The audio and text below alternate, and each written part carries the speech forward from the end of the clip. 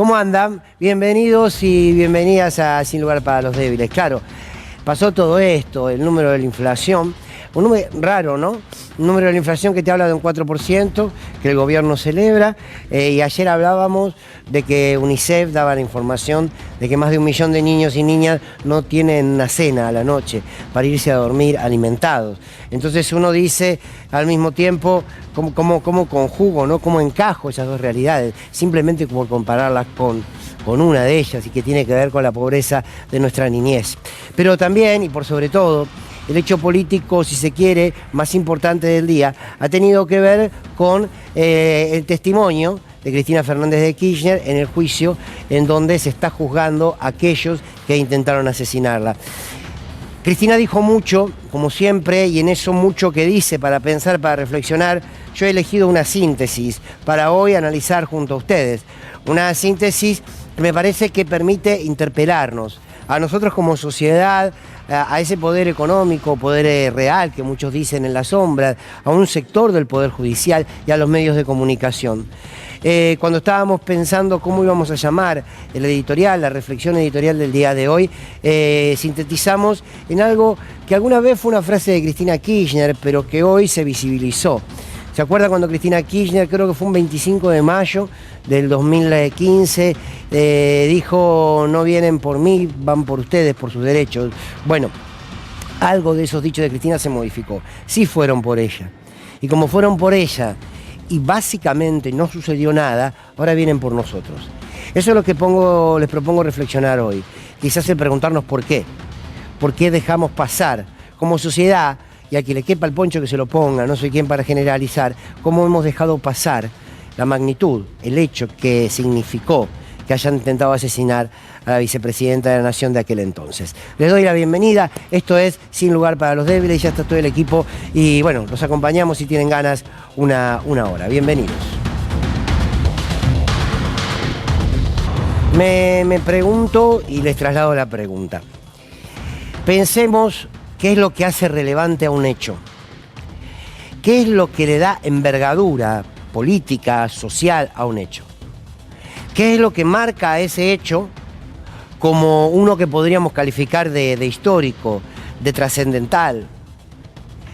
Y algunos pueden responder, bueno, el hecho en sí mismo. Claro, pero todo hecho vale en función de lo que puede generar. Si no, sería una cuestión de hechos aislados, totalmente abstraídos de la realidad propia de cada uno de nosotros y de nosotras. Lo que le da trascendencia a un hecho es lo que ese hecho pueda generar en la sociedad, lo que ese hecho pueda generar en la política, lo que ese hecho pueda generar en la economía, en la vida familiar. Un hecho relevante es aquel que modifica algo de lo que venía siendo normal dentro de un vínculo familiar. Así lo podemos llevar a cualquier instancia de la sociedad. A un hecho lo hace relevante los que conformaron ese suceso, las reacciones que esto generó y si hubo un cambio a partir de ese hecho. Así se van marcando los hechos que luego les decimos que son históricos. Y yo creo que uno de los grandes motivos por los cuales hoy el atentado a Cristina Fernández de Kirchner goza de una enorme impunidad, más allá que tengamos en el banquillo de los acusados a los responsables materiales, seguimos sin saber quiénes pensaron el atentado, quiénes lo financiaron. Y ese manto espantoso de impunidad es el que hoy hizo que estemos donde estamos. Estoy convencido, lo dije en aquel momento, lo sostengo hasta el día de hoy, nos podemos incluir todos y todas o podemos quedarnos a un costado de esta reflexión, que es que como pueblo, que como democracia, que como sociedad, con todos los que la integran, no le hemos dado la envergadura que significó que se haya en plena democracia intentado asesinar a una vicepresidenta de la Nación. No se la dimos, no se la dimos. La pregunta entonces que viene de la mano es ¿por qué no se la dimos? Y en todo caso, ¿quiénes fueron los que no se la han dado? Y el por qué está claro que tiene que ver con la persona que fue la que corrió el riesgo de vida a partir del atentado. ¿Qué quiero decir con esto? Vivimos en una sociedad donde el delito parece delito o lo determinamos como delito según quién lo ejecute o según quién sea la víctima de ese delito. Parece que muchas veces si el delito lo comete tal o cual, importa menos que si lo comete de este lado. Que las víctimas son más víctimas o menos víctimas depende de dónde estén posicionadas ideológicamente o políticamente. Y esto es algo medular en la Argentina, que siempre tenemos la vara puesta en función de evaluar a la víctima. Y entonces si la víctima nos genera más o menos simpatía, parece que el delito tiene más o menos peso. Y no debiera ser así, porque precisamente el objetivo que tiene toda norma que intenta organizar una sociedad es darle a cada uno ciertos parámetros de lo que consideramos justo y que todos y todas podamos ser iguales ante la ley. Y esto no sucedió en el atentado a Cristina Kirchner. A Cristina Kirchner nunca le han permitido ser víctima. Esta tarde lo decía Julián Guarino, en un análisis que hacía en su programa junto a Daniela Ballester, decía Julián Guarino que parece que Cristina Kirchner no tiene nunca la posibilidad de ser víctima, ni aunque todo el país haya visto cómo se le gatillaba al rostro. Es increíble, porque quizás si en lugar de Cristina hubiese otro dirigente político, la situación hubiese sido distinta. Entonces aquí se argumenta esto que le acabo de decir. El delito empieza a entrar en un manto de duda porque la víctima para algún sector de la sociedad no es confiable. Algunos medios se pudieron permitir dudar o dudaron intencionalmente del atentado. ¿Por qué? Porque la víctima era Cristina. Porque si hubiese sido otro dirigente o referente político, seguramente el análisis hubiese sido otra. ¿Quiénes son los que no le han dado la envergadura? Sin duda que no le ha dado de envergadura un sector de la justicia. Nunca voy a generalizar en ninguno de los aspectos, y esto lo aclaro sistemáticamente, porque hay actores del Poder Judicial que hacen las cosas como tienen que hacerlas, y otros que no, los conocemos, lo sabemos de memoria, lo que se ha sintetizado alguna vez como el partido judicial. Hay un sector de la justicia que tuvo una enorme oportunidad frente al atentado de Cristina, que era decir, señores, más allá de que nosotros formamos parte de la mesa judicial que persiguió empresarios, dirigentes políticos vinculados al kirchnerismo durante el gobierno de Macri, bueno, miren, aquí no, aquí hay un límite y nosotros tenemos que cuidar la democracia, somos el Poder Judicial. Está todo bien, es más, sí sabemos, cuando hablamos con la almohada sabemos que somos parte de algunas operaciones y de algunas persecuciones que estuvieron al borde de lo ilegal, pero sin embargo, aquí nos vamos a detener. ¿Por qué nos vamos a detener? Y porque se está violentando la democracia que tanto nos costó. Un sector de la justicia tuvo esa oportunidad y sin embargo prefirió ser parte del manto de impunidad. Los medios de comunicación que también tuvieron la oportunidad de decir, bueno señores, está bien, aquí nos hemos disputado intereses, representamos modelos de país distintos, jugamos a juegos distintos, damos todo lo que haga falta para que un modelo político y económico no venza y no se instale, pero, nos costó mucho la democracia, cuidémosla. Aquí le dispararon a una dirigente política de la envergadura de Cristina Kirchner, bueno, paremos un poco, a ver. Clarín, La Nación, otros medios, tuvieron la oportunidad de hacer eso que les gusta mucho. ¿Vieron cuando UNICEF organiza algo de la colecta que ponen en el solcito y van todos con remerita y van y juntan plantas, qué sé yo? Después apoyan políticas de hambre, ¿no? Desde los medios, desde esos mismos medios apoyan políticas de hambre o dirigentes que luego son presidentes y lo único que hacen es profundizar la pobreza y la desigualdad, pero después cada tanto te mandan una jornada televisiva donde todos llevan el oso de peluche que tenían de recuerdo cuando eran chicos, lloran los conductores, lloran todos. Bueno, o hacen tapas, ¿se acuerdan cuando empezó la pandemia? Todo con las mismas tapas que decían ahora los argentinos todos juntos, bueno, coincidieron las tapas de los diarios, la unidad de los argentinos, bueno. Tuvo una pavada, evidentemente, porque nunca sucedió. Los medios tuvieron la oportunidad de decir hasta acá. Paremos un poco. Vamos a investigar qué pasó. No solamente con aquellos que todos vimos que le dispararon, con los que financiaron, con los que pensaron, con los que desearon la muerte de Cristina Kirchner. Porque estamos hablando de eso. Uno dice atentado y tiene menos peso que decir querían liquidarla. querían sacarla del escenario político. Más vale que sea recuerdo, que sea bandera, pero que no sea realidad. Y no lo hicieron. Y al mismo tiempo también hubo muchísima dirigencia política que condenó de palabra, que está bien, que condenó en un Twitter, pero que no dio un paso más. Ya saben cada uno quiénes son, ya los he nombrado un montón de veces, y de todo el espectro político, que en su momento tampoco tuvo la humildad, muchos de ellos, insisto, sin generalizar, de decir, no importa qué partido político representa, no importa si el modelo de país coincide con el mío, pero yo acá voy a estar. Yo acá voy a estar porque quiero sostener una democracia y mañana gane quien gane, que puedo ser yo mismo o yo misma, quiero tener garantías de poder ejercer mi mandato con la legitimidad del voto y que nadie venga y me rompa las ventanas de mi oficina como le hicieron a Cristina a los piedrazos o luego intenten matarme. Y tampoco lo hicieron. De hecho, la ministra Bullrich ni condenó el atentado.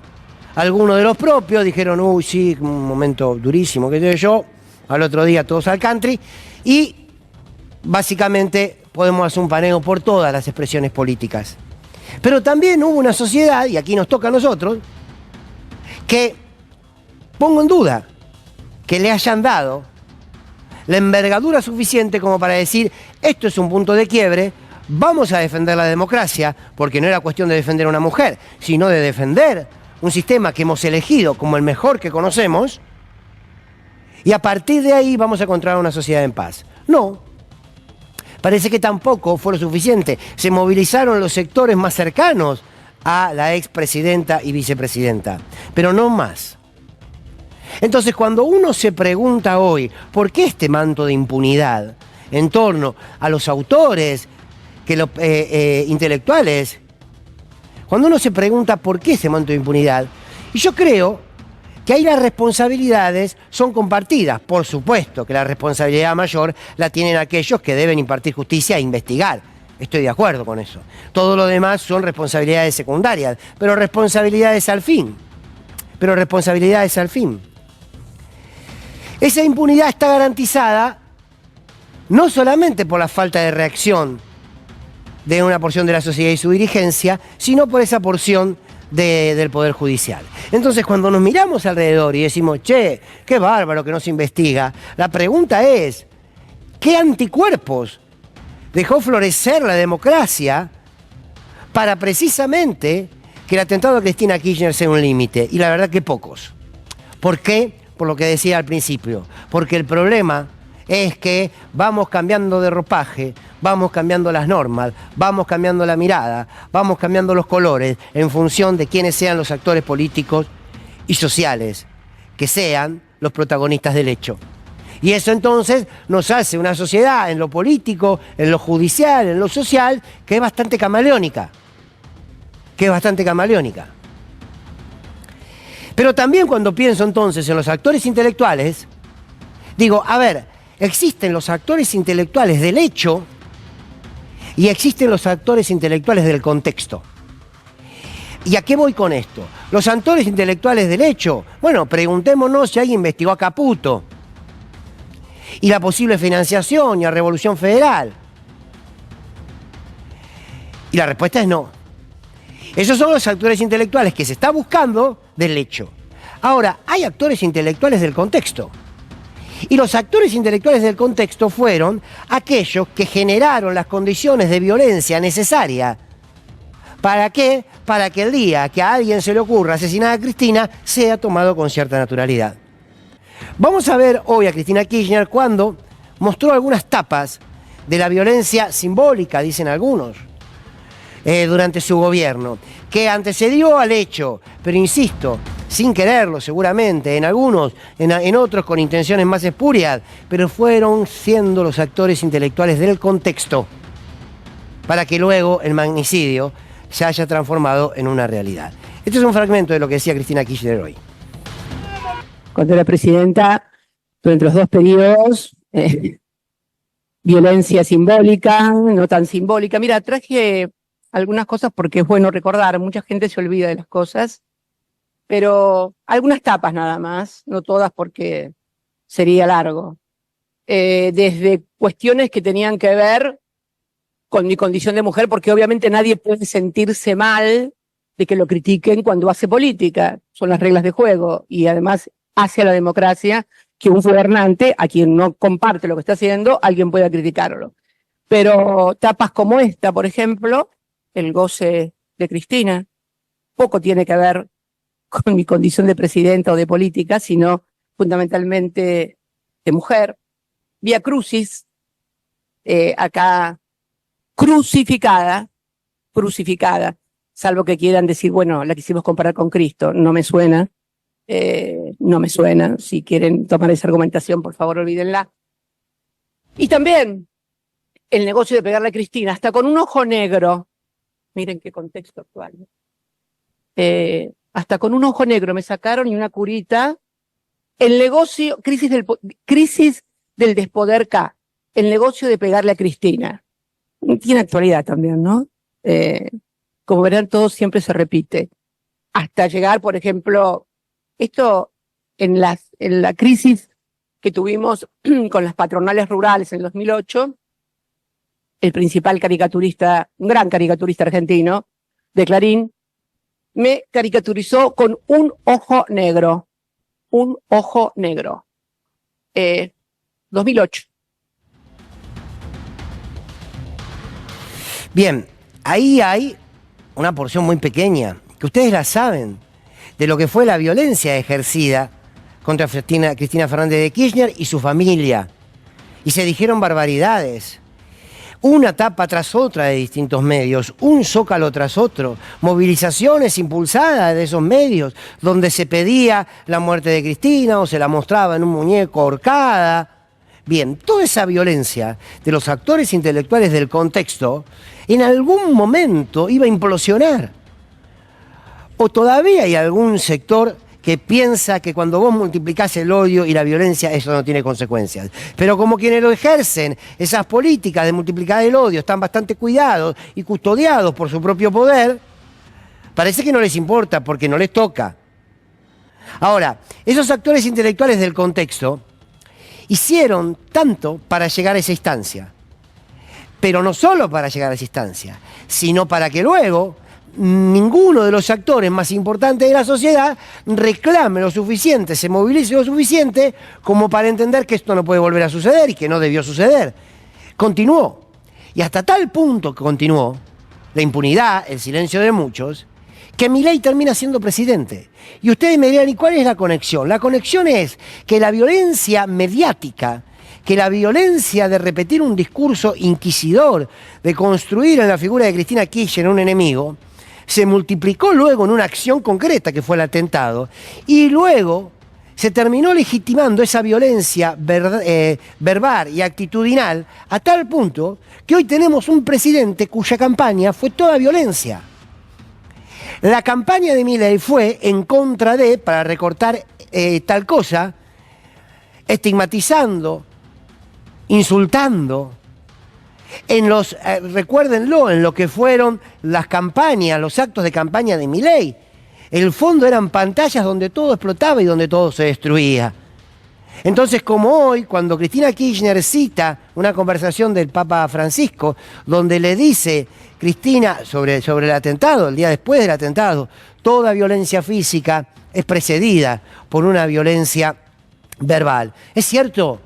Fuimos alimentando el monstruo, algunos como actores que lo iban motorizando y otros como espectadores, creyendo que era parte de la normalidad. Y termina ganando las elecciones un presidente que nos dijo que la política que se venía era de rechazo hacia los que piensan distinto, de rechazo a quienes tienen sexualidad, una elección sexual distinta, de rechazo hacia un Estado que nos integre todo, de la lógica de romper, de destruir, de aniquilar, donde lo humano y el cuidado y la convivencia y el bien común no existen. Entonces, ese odio fue dejando de ser discurso para ser un hecho y luego terminó siendo un gobierno. Simplemente agrego para reflexionar. Ahora con el diario del lunes, claro. Pero, ¿qué hubiese sucedido si le hubiésemos dado la magnitud que tuvo y que aún tiene este atentado? ¿Qué hubiese sucedido? ¿Qué hubiese sucedido si en vez de que siempre la pequeña táctica mezquina de la política lo gane todo? Y el tema es que uno a los que están enfrente no les pide nada, a los que están del mismo lado sí. No quiero terminar sin decir que los autores intelectuales de este atentado deben conocerse y que se debe investigar, pero que la sociedad debe exigirlo. Hoy Cristina habló de una sociedad que está adormecida. Hay un fragmento, se los presento como último, donde Cristina Kirchner habla de lo que es el poder, que llamamos real, cómo el partido judicial actúa en función de ese poder, cómo los medios multiplican ese odio y el discurso que confirma el relato del poder, y una sociedad que frente a eso está adormecida. Esto decía. Y por supuesto, una sociedad que, bueno, tiene demasiados problemas, adormecidas, bastante más complejo. La pandemia tuvo que ver bastante en alterar psiquis y mentes, no fue poca cosa. Todo esto ha dado un cóctel explosivo que se ve en los discursos de odio.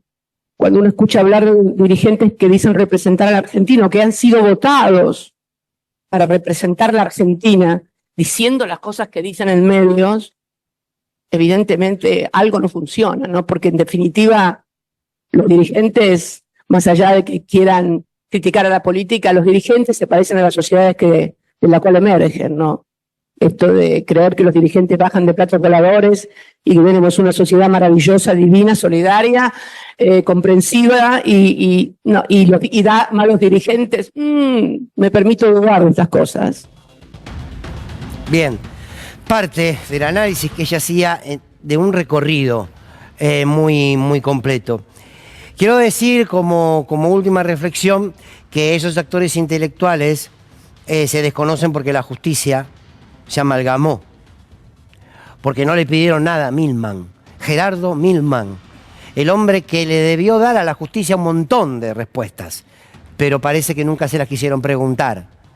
Al que nadie nunca le pidió su celular, al que nadie nunca le exigió a su secretaria el celular.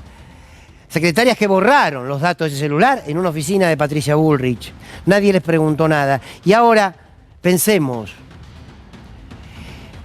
si alguien, vamos a poner un ejemplo, si una persona como Mauricio Macri, una persona que viene de una familia muy acomodada, de una familia de empresarios, con una riqueza que le ha dado poder, que fue presidente de la nación, si uno dice, che, Mauricio Macri está involucrado en un hecho de corrupción, por ejemplo el del Correo, que todavía no termina de resolver, no nadie, el del Correo, y uno dice, qué impune, la justicia no hace nada con este tema, uno esa impunidad la rechaza, pero la comprende. ¿Por qué la comprende? Porque dice, che, el tipo es poderoso. Y la verdad es que el tipo es poderoso económicamente, en términos de armado político, fue presidente, tiene contactos, puede ejercer determinado mecanismo que le genere impunidad. Ahora, Milman es un maldito 4 de copa que genera daño, muchísimo daño, pero vale nada. ¿Y por qué Milman es impune? Porque evidentemente los que le garantizan impunidad son los que están detrás de Milman. Y esos deben ser poderosos, ¿eh? Si no, ya hubiesen caído, ¿eh? Hubiesen aparecido como los 3 actores intelectuales. Bien, es cierto, fueron por Cristina Kirchner. La reacción social, política y judicial no estuvo a la altura de ese hecho que dañó y que le disparó al rostro de la democracia. Y ahora vienen por nosotros, y ahora vienen por nuestros derechos, porque parece que en todo este camino se perdió la sensibilidad por el cuidar la vida del otro más allá de lo que piense. Parece que eso fue una moda que ya no ejercemos o que no nos agrada en este presente de la Argentina. Bienvenidos y bienvenidas a Sin Lugar para los Débiles.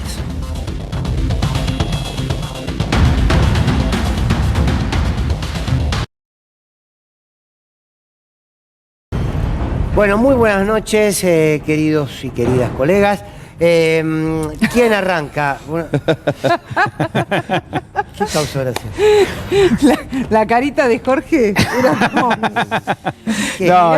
No, detrás de cámaras estábamos charlando sobre algunas de las interpretaciones que se hacían referido a que la Argentina está en este momento adormecida, una sociedad adormecida. Dos aspectos, rapiditos. Primero, no creo que sea así. Es una sociedad en ebullición. Cuando hierva se van a enterar de que no estaba dormida y obviamente está fragmentada, eso es verdad. Hay un sector de la sociedad que sigue celebrando un intento de asesinato de Cristina y un sector de la sociedad que está peleando, está resistiendo y está construyendo, en todo caso, esa argamasa necesaria para dar la pelea en los tiempos que vienen. Muy bien, Pablo. No, me parece que esa sociedad que votó en realidad con mucho odio, que fue la que acumuló todo esto que hiciste referencia a lo largo de tantos años, ahora está siendo fuertemente violentada. Entonces, en realidad lo que votó es, no, joderlo a él, pero ahora lo estoy sintiendo en carne propia de qué se trata todo esto. Y esa ebullición, cuidado, que cuando hierve demasiado puede hacer saltar la tapa. Sí. Yo creo que tuvimos una muestra el otro día en Constitución, ¿no? Algo fue como muy chiquitito, fue algo muy pequeño, donde porque la policía detuvo muchachos de golpe 200 personas, fue en un segundo, ¿no? Como echar un fósforo al querosén. Bien, bien, muy bien. Yo creo que no. Estoy de acuerdo, pero está buenísimo, dale. Yo creo que no, igualmente. Claro, yo creo sí, que claro, no. yo creo que no. Yo creo que no. Es más, creo que aquellas personas que votaron esta violentada que estamos viviendo todavía la bancan y consideran que justamente es necesario esto para poder cambiar el paradigma que nos habían vendido antes. Claro, y que además sumo, yo estoy en la postura de David, además sumo que votaron conscientemente, algunos, otros no, lo que significan estas políticas violentas con la clara convicción que nunca le iba a tocar. Porque nadie puede ser consciente, salvo alguien con rasgos suicidas, pero nadie puede tener una clara conciencia, decir, che, voy a votar a este tipo que me va a hacer mal. No, digamos, nadie, salvo Pero alguien eso que no es se la sociedad argentina, Pero- es un sector de la bueno, sociedad sí, argentina. todo, Pero claro. digámoslo, Sector que porque no votó. decimos, Bueno. la sociedad argentina está adormecida y entonces Está bien, todos los porque que yo no creo que está están adormecida. durmiendo, Yo creo que está adormecida, todos los que no están Pero durmiendo y son están peleando. 56%, ¿eh? Sí, O sea, sí, sí. ¿qué cosa? Bueno, El resultado de la elección que lo pone a Javier Milei como 54. presidente son 54. 54. ¿Pero ella está 54. adormecida o está aguantando y está bancando lo Bueno, que... pero muchos de sector. los que votaron, por ejemplo, decían no, porque con el kirchnerismo no se tenían las reglas claras, teníamos 200 de inflación y fíjate ahora, al menos cuando convivió el gobierno estamos Ahora está hablando, ¿no? bajando. Ahora está bajando y es mentira que te está bajando, porque vos vas al supermercado y te encontrás con los alimentos cada vez más decir que el Juan gobierno Pie. de Alberto fue kirchnerista realmente es una falta de respeto al kirchnerismo. Estamos viendo a las claras, ahora se está ¿Quién dijo que transparentizando todo. kirchnerista? No, la gente decía, mucha gente, de que el gobierno Bueno. anterior kirchnerista no. Alberto Bien. no hizo kirchnerismo. Bueno, vamos al tema económico, que le daba pie a Abigail, porque hoy se conoció una inflación del 4%, una inflación que no se condice con la realidad. Sigue siendo alta, sí, ha bajado un poquito, cuando la empezás a sumar mes a mes decís que inflación alta. Pero claro, comparada con la que se tenía, el gobierno la celebra. ¿Por dónde podemos empezar a pensar la economía Del Consejo hoy? de las Américas, este encuentro, ¿no? Donde estuvo presente el presidente de la Nación haciendo el cierre y la clausura, hablando, bueno, nosotros estamos hablando de una sociedad adormecida, de una situación económica acuciante, pero él lo considera que es un milagro, ¿no? Lo que está pasando en la República Argentina, el milagro argentino que parece que todos ven, pero acá adentro algunos desconocen. No solo que no hubo control de precios, tampoco se controló el tipo de cambio. Cuando en realidad con una economía con la inestabilidad de la demanda de dinero que tiene y el ejercicio y la ductilidad que tenemos para hacer el switch de portafolios a dólares y a fijar el tipo de cambio hace que sea mucho más fácil estabilizar. Y como si todo esto fuera poco, todo este proceso de estabilización lo estamos haciendo con recomposición de precios relativos. Es interesante, todo el mundo ve el milagro, menos los argentinos. Bueno, ahí Sí, es lo mismo de decir que un país de estúpidos para mí, Pero es fantástico, para él no están adormecidos, ¿no? Sí. Para él Qué es- lindo. Somos todos descerebrados. Además no hay control de cambios, Sí, pero sí. bueno. no hay control de la gama, pero el Estado interviene. está Déjenme bárbaro. felicitar al equipo de producción, equipo técnico con lo que hicieron acá atrás, La burbuja. que además Muy sí, bueno. en Sí. cualquiera, están en cualquiera, sí, es cierto. Y nosotros en el fondo del mar, ¿no? Exacto. Claramente. Sí, guarda con las burbujas Bueno, económicas también. sí. Bueno, hablaste de la inflación, se conoció el índice en el día de hoy, que claro, el gobierno esperaba que estuviera por debajo debajo del 4. Esperaba que arrancara con un 3,9, 3,8, 3,7, pero no, un 4, y los que entienden mucho más que uno de economía saben que es muy difícil que esto se pueda llegar a modificar en los próximos meses que quedan, ¿no? Pero bueno, hay cuestiones que tienen que ver con los consumos básicos, y es lo que Jorge se iba a referir justamente ahora. No, bueno, esto tiene que ver obviamente que tenemos ahora la misma inflación que teníamos en el 2022. Total. Es decir, estos muchachos llegaron a final del 23, generaron una inflación del 150% en 7 meses y celebran ahora que esté en el 4%. Pero ese 4% es hijo también de un proceso de desaceleración de la economía terrible que tiene como víctimas prioritarias los sectores más humildes en términos del consumo, por un lado, y en términos de crecimiento e incremento de la desocupación. Pero antes, cuando tenías el 4%, además, en la fecha que vos dijiste, qué sé yo, con 10.000 pesos comprabas muchísimo más de lo que compras hoy. Y un dato más Y importante, el salario quizá. te alcanzaba más, Por no era la Dios, panacea, está claro, ¿eh? Y había casi 200.000 puestos de trabajo Claro, más que ahora. Sí. Claro. Entonces, a un tipo que vos le quitaste el laburo y que le decís, ¿sabes qué? Ahora vas a tener 4% de inflación, que es la misma que tenías, pero no tenés laburo. Claro. Está bárbaro, Y ¿eh? te sube el transporte para ir a buscar laburo. Y compras mucho menos. Y no hay laburo, porque obviamente toda esta gente, estos tipos celebran obviamente el mundo privado. Yo te doy el dato de cuántas pérdidas de empleos del sector formal hubo desde que asumió Milei hasta acá. Creo que tenemos Dale. ahí un... A ver. Ahí lo tenés. Bueno, ahí se muestra claramente cómo fueron todas esas tablas, muestra el crecimiento de incremento de la desocupación en el ámbito privado. Estamos hablando que hubo una pérdida solo en el mundo privado de 140.000 puestos de trabajo. Claro, vos fíjate lo que dice el economista. El drama central de la economía argentina tiene la misma cantidad de empleos privados registrados que en el 2015. Efectivamente. En el 10 2015 años. yo no sé si le suena Increíble. ese número del 2015, porque nosotros tenemos más población hoy que la que teníamos en el 15. Se han incorporado al mercado de trabajo muchos jóvenes, sin embargo tenemos lo mismo con el 2015. Y estos tipos siguen destruyendo puestos de trabajo en el lugar que reivindican como lo más importante. Este gráfico es fantástico.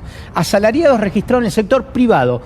Dejemos de lado los casi 40.000 personas que echaron del ámbito público. Familias destrozadas de un día para otro, de distintos organismos públicos, etc. Vamos al sector privado, que es lo que reivindican como la panacea. Muy bien. ¿Cuándo gana Milei? Antes incluso de asumir, ¿cuál es el primer hecho que hace el mundo privado? Es decir, estos tipos se van a dedicar a la timba, yo no voy a tomar de ninguna manera gente nueva. ¿Cuándo ganaron las elecciones? En octubre del año 23 empieza el proceso de despidos. Porque los empleadores dicen, no, estos tipos vienen con la timba. Nos adelantamos, dije. No, es que claramente, porque a ver, un empleador sabe claramente que si este es el mismo modelo de Milei, el mismo modelo de Menem, el mismo modelo de Martínez Dios, va a ser más Y guita. hay algo también, Jorge, que a mí me lo enseñó el querido, siempre admirado colega y amigo Ernesto Cherquisvialo, que una vez me dijo, Fernando, ninguna empresa privada de la Argentina desaprovecha la oportunidad de lo que te genera una crisis. Totalmente. ¿En qué sentido? Hay empresas que han crecido en este momento con su recaudación o con su con lo que ganan, por ejemplo, algunas vinculadas a los lácteos, y sin embargo despiden. Claro. Recambio. ¿Por qué? Porque como dice Cherqui, nadie desaprovecha. Che, nosotros estamos Es la más o misma menos, timba. pero están echando en todos lados. Dale, Pero a ver, vamos ahora. es muy La misma fácil. timba. Si yo soy un empleador, vamos a decir, y tengo la plata, ¿tomo gente o pongo la guita a... Si tomo gente para la producción y no vendo y el consumo se desacelera, voy a ganar muy poca guita. Ajá. Ahora, si entro en la timba, voy a ganar más guita. Claro. Por eso los gerentes financieros en este país ganan más que los gerentes de producción, porque la guita en este país, en un mundo donde estos proyectos obviamente tienen mayor aplicabilidad en el mundo neoliberal, dicen, bueno, vamos a empezar a echar gente y vamos a poner la guita para ganar en serio en el mundo de la ruleta financiera que Caputo maneja obviamente de manera gloriosa, porque es un tipo, un colocador de deuda que juega en esa lógica. Es interesante también lo que planteó Alfredo Serrano Mancilla a través de la CELAC, hacer una perspectiva comparativa, ¿no? De los diferentes gobiernos. Miren ustedes este gráfico que fue publicado en su cuenta oficial de la red X, donde él dice 8 meses en modo comparativo. Mirá, ahí lo tenés, los primeros 8 meses de Milei, inflación acumulada 134,6, los primeros 8 de Alberto 20,1, los primeros 8 de Cristina, de CFK, 6 puntos, y los últimos 8 de Massa 103,9, ¿no? Ya con una situación realmente compleja. Ahora, ¿qué pasa con el poder de compra también? Cuando vos lo comparás, los precios de productos básicos, que son los que a nosotros nos impacta día a día, y decimos, ¿qué? ¿4%? ¿Dónde? ¿Cómo? ¿Cuándo? Porque la verdad que uno no lo encuentra. Miren ustedes lo que, por ejemplo, en la siguiente placa, se las cuento entonces. Por ejemplo, la cebolla, tenés 415% de aumento, los pañales en los últimos descartables, 7 meses. siempre en esos Pero comparativos, aparte, ¿no? vos vas al supermercado 237%. Hacé la prueba, anda al supermercado hoy y comprá un lácteo, comprá una verdura, anda a cualquier lugar, cualquier lugar de barrio. Y te vas a encontrar que mañana es otro precio. Vas al supermercado grande de marca con capitales extranjeros y te encontrás que ese es otro precio del que vos fuiste a un supermercado de barrio. ¿Me permiten una personal? Ayer no hablaba... existe, no hay valor de las cosas, no existe la inflación del 4% porque vos no tenés el mismo a valor ver, en todos es que en los realidad, perdóname Pablo, Sí. hoy me lo explicaba Rosalía Constantino, la Colo, me decía, a ver, porque cuando yo vi el 4 y le dije, Colo, ¿está dibujado o no? Me dice, no, les da el 4. No, les da el 4. Les da el 4. Pero le digo, ¿pero cómo ponderación. puede ser que nosotros no veamos ese 4, esa caída de la inflación, en el bolsillo, cuando vamos a comprar? Me dice, porque el problema está en el salario. El salario. El salario está tan bajo, vos sumás la inflación acumulada y ves cuánto creció el salario y no lo alcanza ni de carambola. Entonces, te baja la inflación, pero si no hay un impulso en el salario, no sirve de nada. Te doy un dato alimenticio. Argentina está consumiendo la misma cantidad de carne que un siglo atrás y consume el 50% de la carne que se consumía en el 2015. Y no hay registro, en este momento. y no hay registro de tan bajos de leche. Es no hay decir, registro de tan bajos estamos de leche. alimentando, los que se alimentan están alimentándose peor que hace 10 años atrás. Sí. Y esto va a tener costos a futuro, sobre todo Totalmente. en el 50%, Pero no es el lo que 60% de los niños. Pero no es lo que importa. Perdón, A estos tipos no les importa. Claramente no les importa, y tampoco les importa esto que estamos hablando del salario, porque Eso si no, también sabemos. ¿No? claro, porque si no estarían no pisando las paritarias y no estarían dando, como le dieron a los universitarios, por ejemplo, 3% y 2%, con un 55% de caída del salario. Le decía recién, si me permitían una personal, mi madre toma un medicamento para la circulación, no de caja azul, muy conocido. Compró la caja. Se le fue el 20% de la jubilación. No, lo de los jubilados Bueno, es una barbaridad. o sea, 60 200 lucas. pesos. Un remedio. Lo que pasa que, a ver, cuando nosotros vemos Dígamelo. dónde está el modelo, a ver, vos recién, Pablo, decías, cayó el consumo de leche A niveles que no hay registro. a niveles que no hay registro. Esta es una información del 5 de agosto, tiene 10 días, 9 días. A pesar de la caída del consumo de leche, la Serenísima ganó 56.000 millones de pesos en el 2024. Sí, señor. Los hizo no vendiendo leche, muchachos. Bueno, No, claro, bueno, ahí Bueno, estamos. bueno, es que esta gente les Desde está la CELAC ofreciendo a también sus dicen. amigos Bien. un negocio más beneficioso que la producción. Y si les ofrece eso, entonces esta gente empiezan a despedir, lógicamente, porque la guita no se hace en este país con este proyecto laburando, Bien. sino se hace en la timba. Bueno, hay muchas cosas más. Podemos ir cerrando esto, Pablo, recordando lo que ha dicho UNICEF, ¿no? Sí, UNICEF, a ver, recordemos que ha dicho que tenemos 1 millón de pibes, esta es información que viene de las últimas horas. Hay 1 millón de chicos en la República Argentina que se van a dormir sin comer. Son comunistas, no, UNICEF, es devastador lo que ha contado UNICEF, y está muy bien esta aclaración. Y recordemos que hay 1,5 millones de chicos también que se saltean al menos una comida. Y ese spot que fue durísimo, ¿no? Una madre engañando a su hijo para decirle que la heladera se puede dormir porque no lo podía dejar. El 55% de la Argentina es pobre, según la CELAC, y otro 18,3% está a muy poco de ser pobre.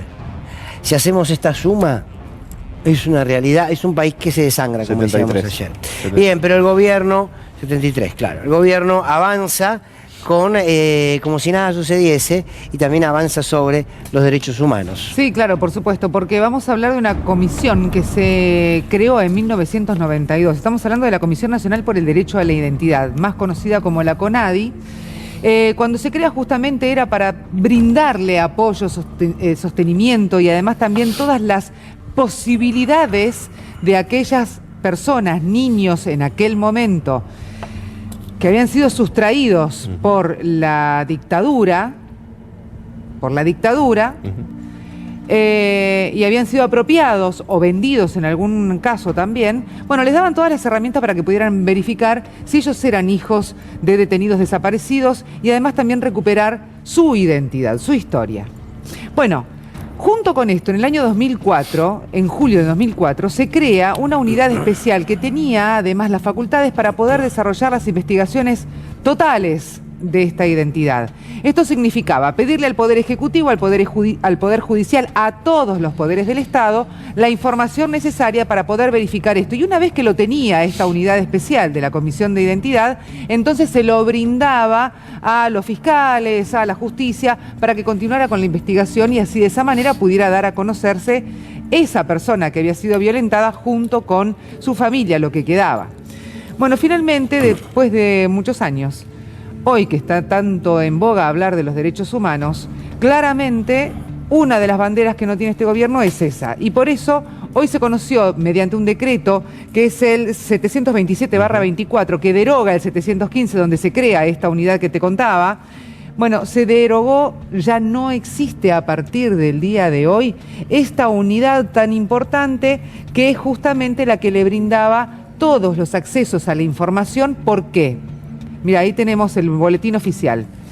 La Comisión Nacional por el Derecho a la Identidad es la unidad especial de investigación de la desaparición de niños. Ahí se crea, este es el decreto 715 por el cual se crea el 9 de junio de 2004. Hoy, con el decreto 727/24, es el que ya cesa, ya no existe más esta unidad. No existe más a partir del día de hoy. Que intentaba reparar el daño de esos viejitos que se ven en la foto, ¿no? Exacto, en Ezeiza, exacto, pobre gente que estaba que dice sufriendo. el ministro que en realidad tendrían que estar en casa tomados de la mano de su mujer, ¿no? Claro, que estaban sufriendo. Y permite de alguna manera que algunos casos que podrían aparecer todavía podrían generar conocimiento acerca de otros represores que están por ahí fugados hasta el día de hoy, que han entregado niños o vendido niños. Y están festejando hoy esos represores, ¿eh? La palabra del gobierno es que justamente esta unidad no tiene que existir más. ¿Por qué? Porque viola la Constitución Nacional. Viola lo que es la división de poderes. Es increíble, o sea, yo lo estoy contando y a mí me parece un retroceso, estoy dando pasos para atrás, pero bueno. Esta es información netamente oficial porque es un comunicado que dio además el Ministerio de Justicia. Su existencia es incompatible con la Constitución Nacional, que además este gobierno vela por la vida, la libertad y la propiedad privada. Llevaba a cabo funciones propias. Propiedad privada de los niños apropiados. Vendría a ser así. Que además también esta unidad llevaba a cabo funciones propias del Poder Ejecutivo desde el Poder Judicial hacia el Poder Ejecutivo y violaba la intimidad de los argentinos. Mirá vos, es un horror, ¿eh? Exacto. Es un horror. Esta unidad, dice también el comunicado, se creó en 2004 para investigar hechos delictivos. Gobiernos anteriores, o sea, el kirchnerismo, se arrogaba ilegalmente la autoridad para acceder de forma directa y discrecional a la información que tienen los argentinos, que es propia. ¿Cuál es el tema? Cuando vos pedís la información, claramente tenés el acceso a la información, tenés el acceso a todo. El tema es vos poder encontrar todos los puntos que te van uniendo a ese apellido o a esa familia que vos necesitabas para poder construir tu identidad. Claro. Eso es lo más importante. No estábamos hablando de si encontrábamos fotos, si después tenías videos, si te ibas a la cuenta bancaria. No era ese tipo de información, era solamente una información que era necesaria para poder construir una identidad. Es una especie de eso ley. Estamos hablando. Una especie de nueva ley de olvido, punto final, ¿no? Totalmente. ¿No? Totalmente. Bueno, por eso nosotros tiene decíamos que ver con eso, ¿no? que que el negacionismo, que la visita a los diputados, que esto que hoy sucede, que nos cuenta Avi, el retroceso que hay a los juicios por memoria, verdad y justicia, el intento del proyecto por un indulto o prisión domiciliaria, no es otra cosa que una política. No son hechos aislados, individuales y opiniones de algunos de los que integran el gobierno. Es una política de este gobierno. Entonces hay que resistirla o confrontarla como lo que es, como una política. No, bueno, cada uno tiene derecho a pensar lo que quiere. En algunas cosas debiéramos ya a esta altura tener una síntesis que nadie pueda atravesar. Pero una cosa es pararse frente a una actitud individual de lo que puede ser la vicepresidenta de la Nación o los diputados que fueron a ver a los genocidas, y otra cosa es estar frente a una política de Estado, sí, que lo que busca es precisamente marcos de impunidad. ¿Sabés qué? Creo que el disparador de esta política de Estado fue sin duda el disparo en la cabeza que se intentó contra Cristina. Ese fue el disparador. Y de hecho la familia Caputo está en aquel momento muy vinculado al financiamiento de quienes hicieron eso, y hoy curiosamente en los puestos más importantes del gobierno. Es decir, hay una correlación tan obvia y tan evidente que habría que poner sobre la mesa, ¿no? Queda muy poquito tiempo, pero te traigo dos nombres ahora que estaba hablando Jorge justamente. Otra de las personas que también tiene que ver con Revolución Federal y todo lo que había pasado con Cristina es Patricia Bullrich. Patricia Bullrich era la jefa de Milman, es la que además le aconseja entregar un teléfono que al momento de que Cristina tuvo el atentado no se había fabricado, no había salido a la venta. Bueno, más allá de este dato, también Patricia hoy estuvo en los tribunales. Una vez que se fue Cristina, entró Patricia. ¿A qué fue? A brindarle a la persona que maneja parte del servicio penitenciario, decirle, mira, vos quedate tranquilo porque nosotros te vamos a entregar más camas para el servicio penitenciario. Hay muchas promesas que tienen que ver con el servicio penitenciario. Cuando hablamos del servicio penitenciario también hablamos de la apertura de la puerta, valga la redundancia, que se hizo de manera sumamente liviana, sin registro, para estos diputados que iban a visitar a los genocidas. Autorizados por Patricia, cosa que ella dice que no, como lo veíamos hace un instante, pero que Benedict dice que sí, que Bonacci dice que sí. Diputados de la Libertad Avanza. Bien. Así es, así estamos. Creo que ya nos estamos despidiendo, o tengo tiempo, Agostina me lo vas a decir, para leer algo. Sí, meter y léelo. Perfecto, me autorizaron, muchas gracias. Quiero decirles algo, quiero leerles algo que escribió José Luis Lanao y que cada palabra la hago mía. 40.000 muertos hay ya en Gaza. Y escribe José Luis Lanao, por mucho que quieran confundirnos, la mayoría sabemos distinguir entre judaísmo y sionismo. No somos antisemitas por afirmar que asesinar 1.200 civiles es un crimen, pero que hacer pagar por ello a un pueblo entero es de ser un criminal. Ya se han alcanzado las 40.000 víctimas en Gaza. Para que se den una idea, la guerra de Vietnam dejó un saldo de 50.000 norteamericanos muertos, con todo lo que representó Vietnam en la conciencia colectiva de la humanidad.